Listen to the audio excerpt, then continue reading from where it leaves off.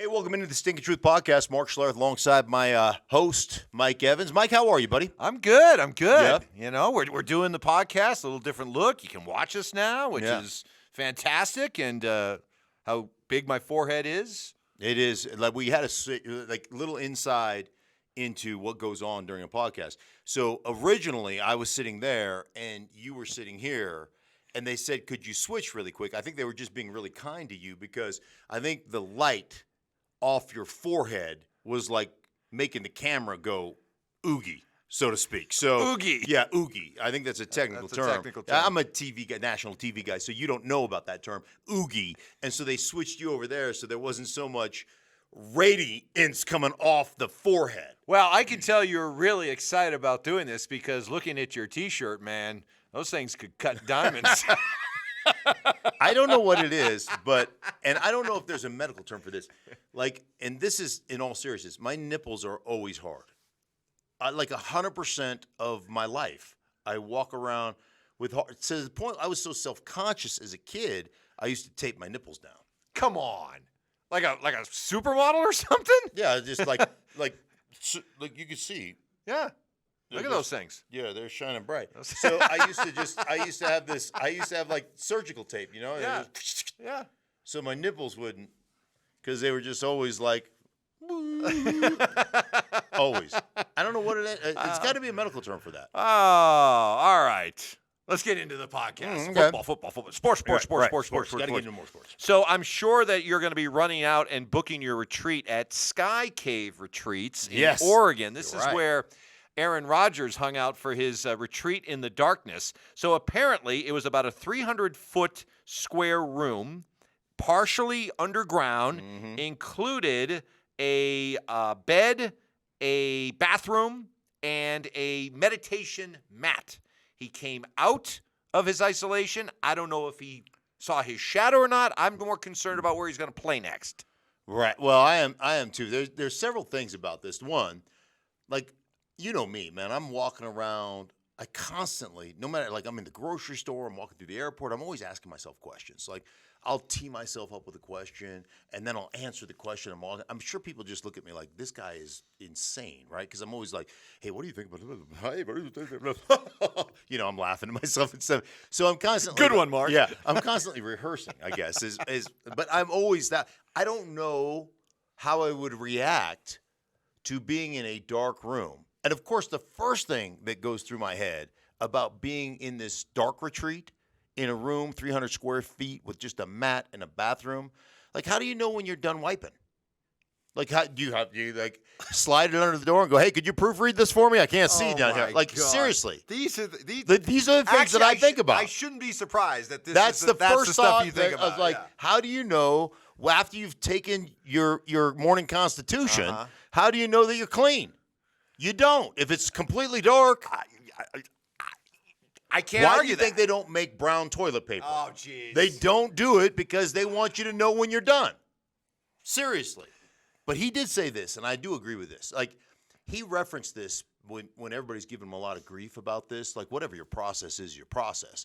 But a lot of people gave him grief, and he quoted, I think it was Walt Whitman, who said, be curious, not judgmental.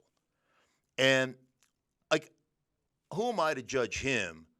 Dude, I mow my lawn 3 days a week, and I'm out there talking to myself all the time while I'm doing it, and I enjoy it. It's something that gives me, it refreshes me, right? It gives me kind of energy, and I like doing it. So what if he likes doing this? Good for him. Get it out of your system. Do whatever it is you need to do to get yourself ready. But what makes the most sense for you as a player?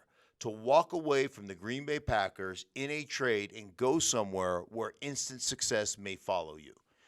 And, you know, there's a lot of people looking at the Jets. I mean, New Orleans is possibility. The Raiders just seem to make the most sense to me. And I guess it's just because of the relationship and the production that he has had in the past with, what's the receiver's name over there? Devontae Adams. Yeah, Devontae Adams. Yeah. And those two are just completely connected when it comes to what they end up, you know, what they've ended up being able to do together. So I think like that to me makes I don't know about you. I mean, Well, Jets fans want Aaron Rodgers, And it seems like right now, at least early on, the Jets' interest is in Derek Carr. Although Carr has said, hey, I'm in no hurry. I'm a free agent. I'm going to take my time. Right. I'm going to get courted. But Nathaniel Hackett got hired as the offensive coordinator with the Jets. And we know here in Denver that it was pretty obvious that the idea of hiring Hackett was to entice Aaron Rodgers to want to come to Denver, which came closer to happening than a lot of people probably know. But don't you see the connection there with Hackett and thinking that might be the direction the Jets want to go? Sure, absolutely. And I think that's an easy conclusion to make. And hey, based on and this is all seriousness, and I'm a big fan of Robert Saleh. I think he's done a great job there as the head coach. They're building the program defensively. They were exceptional last year. They're building a program there. But there is nothing, and I mean absolutely nothing, that Nathaniel Hackett did here last year to warrant hiring him as a coordinator. Nothing. Like this offense, to call this offense putrid in Denver last year is an insult to putrid things, right? They're like, hey, man, don't put me in that category. So now I will say this. I don't think all of that was Nathaniel Hackett's fault. I think this organization acquiesced to Russell Wilson.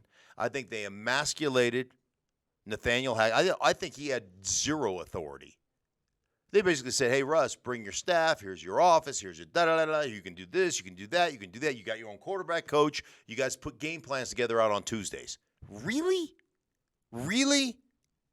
Like, how much authority does your coach have when you've taken it all away from him? Like, there's zero. The dysfunction of that choice by George Paton, the general manager of the Denver Broncos, was like that is epic. So you can't I just don't think you can succeed at all. So I think that's probably why, like, you give Nathaniel Hackett the benefit of that. I think Nathaniel Hackett's a really smart dude, and obviously he had a great connection with Aaron Rodgers. And if that gets you Aaron Rodgers, then good. Good for you guys, good for the Jets. Remember, isn't that where Brett Favre first went after he left the Green Bay Packers? Didn't he go to the Jets? Yeah. So, I don't know. Well, and you mentioned Russell Wilson, and this is the big story that just came out, the story in The Athletic. Right. That did a deep dive into Wilson's first year with the Broncos and also talked about his leaving Seattle. Now, according to the reporting, The Athletic, that Wilson, in his final days in Seattle, tried to get Pete Carroll and GM John Schneider fired. Mm-hmm. And that not only did he want him fired because he felt that those guys were holding him back, he had a replacement in mind, Sean Payton, who at that point had just stepped down as coach of the Saints. So here we go. Sean Payton's here in Denver. Russell Wilson's team denied the report, said, no, absolutely not trying to get Pete and John Schneider fired.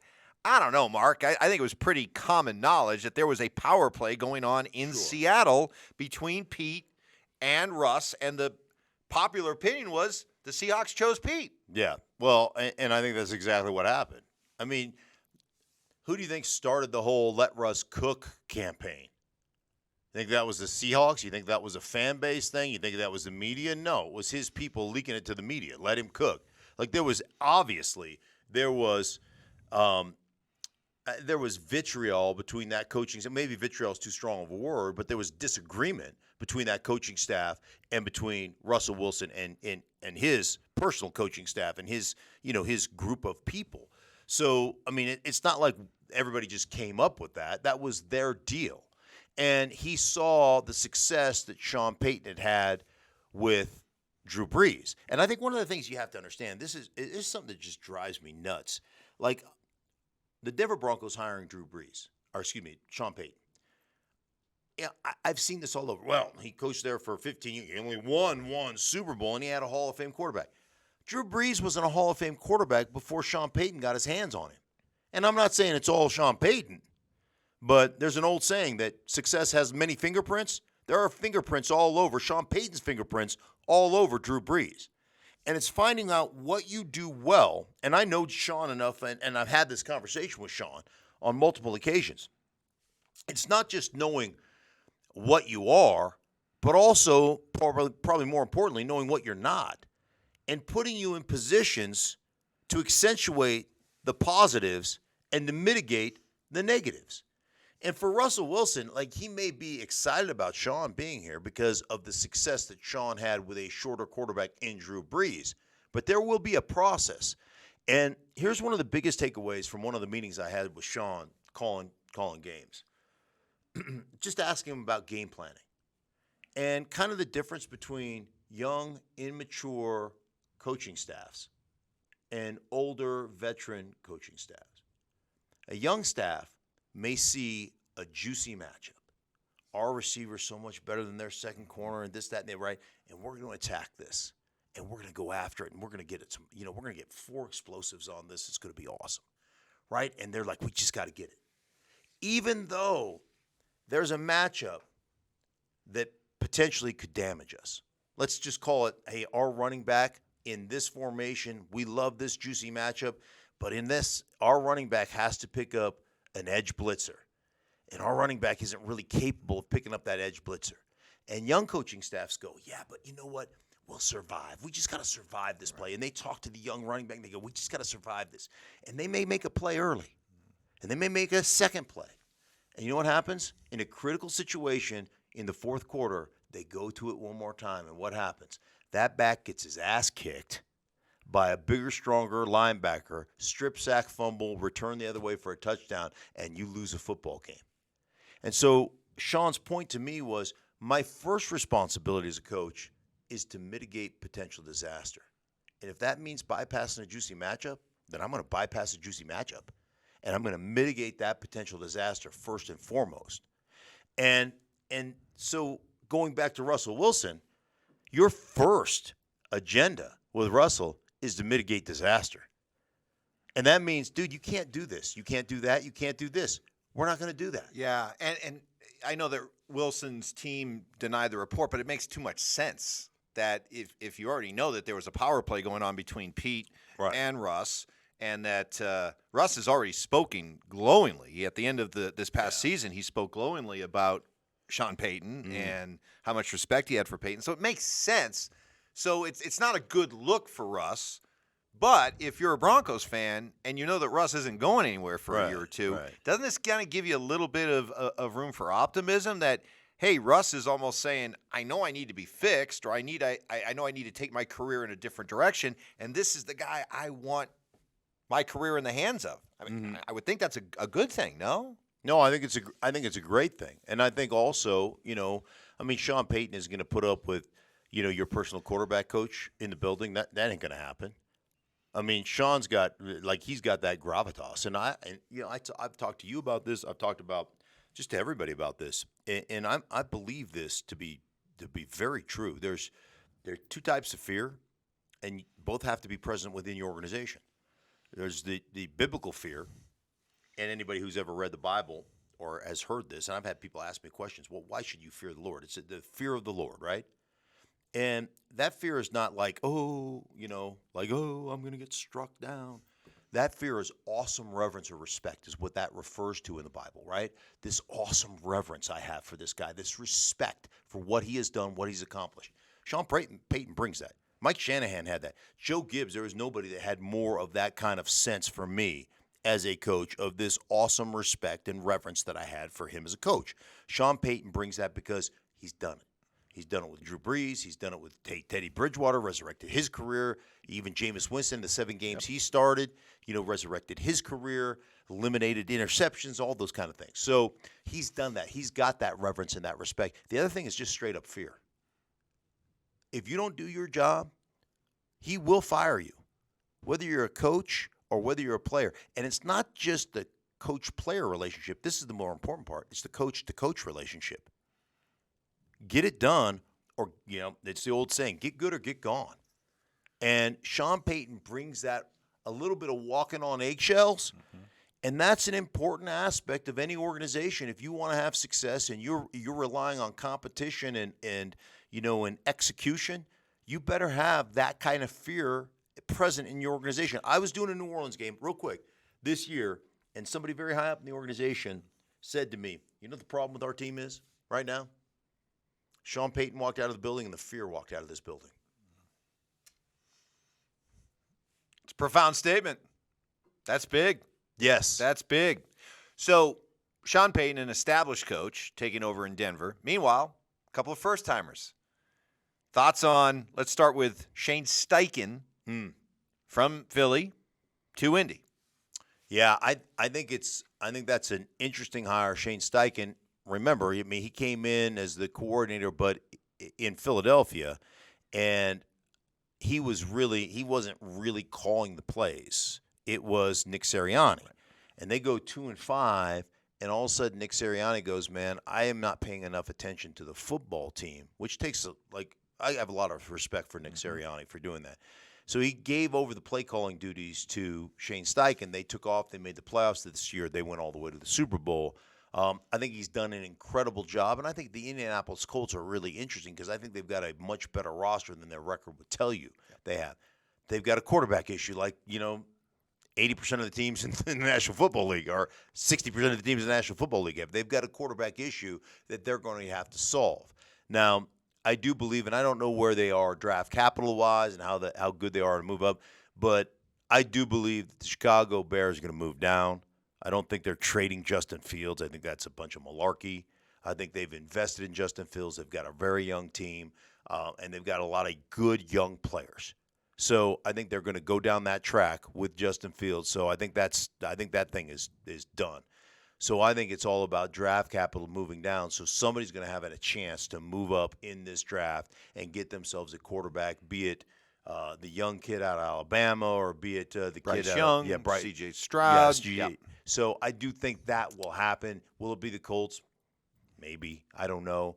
But they have to rectify that position. But I think offensive line-wise, I think running game-wise, I think they've got some talented, although young, receiving core. I think they've got the potential to, especially in that division, to be a player in that division like that, depending upon, of course, how their quarterback situation You mentioned Sirianni. Now, when Sirianni took over in Philly, he had the infamous introductory press conference where he was talking about systems and rock, paper, scissors. I did play him in rock, paper, scissors, and he whipped my ass. Well, he knows of what he speaks, right? Right. Well, a tree now, a Nick Sirianni tree, Jonathan Gannon, the defensive coordinator, goes to Arizona, and immediately he goes viral. You do it better than I do. Right. So he comes up to Kyler Murray, and he sees Murray, and he basically gives him the hug, and then he does what? Oh, yeah, he almost laser, but it wasn't really quite laser. No, it wasn't like pew, pew, pew, pew, pew, pew, pew, shots, Right. It was more zoop, zoop, zoop, or something like that. I don't know exactly what it was. Yeah, but shots. Yeah, it was kind of a mixture of Sirianni and Adam Gase. Tommy, zoom in on the eyes. Is there a bird flying over? Right. Like, what was Adam Gase doing? Yeah, like, right. But I love myself some Jonathan Gannon, man. JG, I just call him JG. JG. Now. I just coined that right here. JG and I are buddies, man, and I have enjoyed the heck out of getting to know him the last couple of years. He's been a lot of fun. There is an absolutely assload of work to do in Arizona. I mean, first off, you've run some rinky-dink collegiate style of offense, and here's what ends up tricking people, coaching staffs, owners, fan bases. When you collect a bunch of talent, and you do have talent, you can stay in games with that talent, even though you're really not close to winning. And you may even have a season like they did the year before where you won 10 or 11 games. But eventually, that hokey, relying on broken plays to fuel your offense will fall apart. And it's exactly what happened to Cliff Kingsbury and the Arizona Cardinals. Hey, Cliff's a good dude. Dude, get that janky, faulty-ass, Red Ryder, whatever they call that, I can't remember what they call it. Air raid. Like, get that out.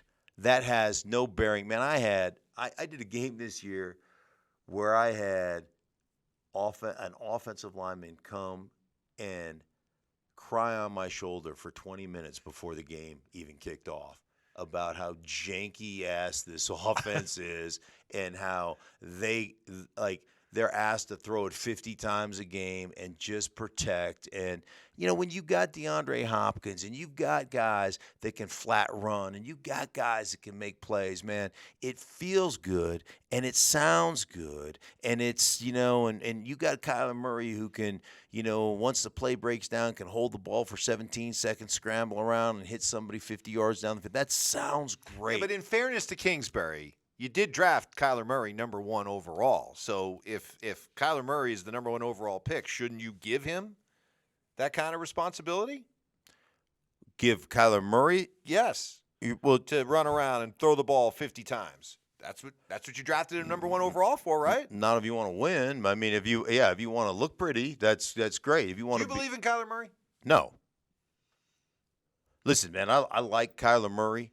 I don't believe that Kyler Murray can. Well, let me. What I don't believe in is that style of offense, and I don't know that Kyler Murray is capable of running any other style of offense. So it's not so much that I don't believe in Kyler Murray. I don't believe in Kyler Murray in like that he can morph into a more traditional. And I'm not saying you got to be completely traditional, right? But there has to be an element of that in the NFL style of offense to be successful. The RPO game is here to stay. I like it. The quarterback run game is here to stay. I like it as an adjunct to what you do. Still got to play quarterback. Not as a staple. Got to still be able to play quarterback. Right. Yeah. There's a reason. There's a reason that Lamar can't get signed in Baltimore. And I get it. I get where he's coming from, and I understand it. Like, hey, I want the Deshaun Watson fully guaranteed $230+ million contract. And the offer that Baltimore gave was $133 million totally guaranteed. It was more money than that, but the total guarantees were $133. So you're telling me you're over $100 million off. And the smear campaign has already started. You know what the smear campaign is. Well, if we pay Lamar this kind of money, we're not going to be able to get a top-flight receiver. Wait a minute. You were paying him on a rookie deal forever, and you didn't get a top-flight receiver. Why are you not getting a top-flight receiver? Because a top-flight receiver in free agency ain't coming to Baltimore to run that run-first college offense. Yeah. How many receivers do you know? How many of them are walking into the Baltimore Ravens and go, my whole dream, my whole career, my dream has been to catch less footballs and to score less touchdowns. And my whole dream is just to push crack on the safety. Like, I just want to run up on the corner and then go, yeah, on the safety, because that's what I've been dreaming about doing. You show me one receiver that talks that way, that believes in that. Like, it'll be the first receiver in the history of divas to ever do that. So, no, I mean, they're not paying him because they don't believe in that style of offense being sustainable and that style of offense winning them multiple championships. Come on. But the smear campaign's already started. If we pay you, we can't get a big-time Dude, just stop with that garbage. I know. Wouldn't you think? I know that there are still predictions out there that they'll get a deal done, but, geez. What more do they need to see to be convinced to make that kind of a deal? If it was going to happen, wouldn't it have happened by now?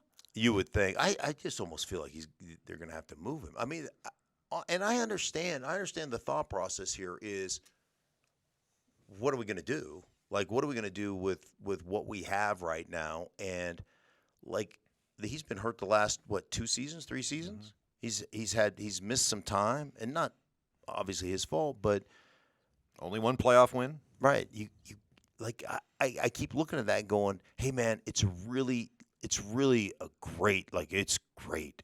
And when he's healthy and he's running around and doing all this and all the one-on-one things you get, you're going to get some form of single high safety, either cover 3 or cover 1. So you're going to get one-on-ones on the edge, right? You're going to get this slant, throw it, complete, crossing routes, boom, whatever goes. You're going to get the one-on-ones out there. I understand how the game works. I understand how coverage works based on what you do as a running team, right?